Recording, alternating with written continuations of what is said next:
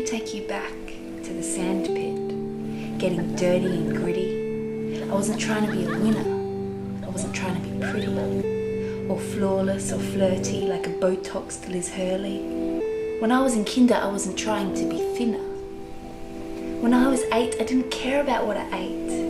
I was more concerned with counting butterflies in the gum tree, laying starfish on my trampoline, dancing up dreams, performing pop songs to non-consenting passers-by, donning weird and wacky costumes from the corners of my mind. But when I was a teen, I was trying to be more pristine, be cool, be calm, be clever, because we've always got to have our shit together, right? Or wrong? I was a straight-A student trying to never do anything wrong, never let on, that I was tired and sad and angry sometimes. But I didn't suffer from an eating disorder. I had too much pride.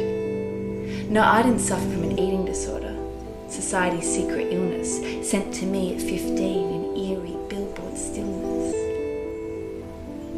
No, I didn't suffer from an eating disorder, screaming through silent megaphones like the undertones of Keira Knightley's knife-edge collarbones inspiring me to skin and bones.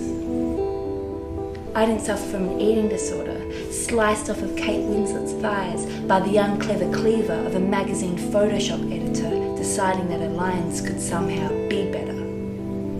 Imagine Kate's disgust to discover that despite being invited to grace their cover, her real body wasn't good enough.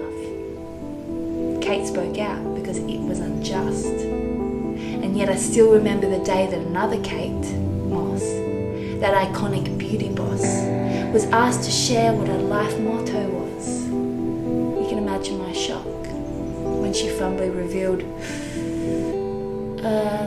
nothing tastes as good as skinny feels.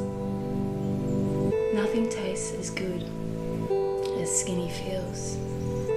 Jesus, Kate, my stomach reels, but not because of an eating disorder. Let's ponder this a moment. This was her moment to surmise the purpose of her life. And she shares something as unwise as sacrifice to be thin, starve yourself to fit in. Where do I begin? These stars, they know not what they do. These stars that we as children once looked up to. They suffer, and they deserve compassion too, with or without an eating disorder. Because maybe Kate forgot to mention the obsession, the endless retention, the weighing, the walking, the waking up guilty, the feeling of filthy shame, the way my body shook the day my disorder first spoke its own name, the promises I made to myself to heal, to make something great out of my ordeal. For 4 years I suffered in silence, enacting acts of violence against the gift I was given, the gift my baby now lives in. And I have forgiven the human race for forgetting the beauty of its diversity.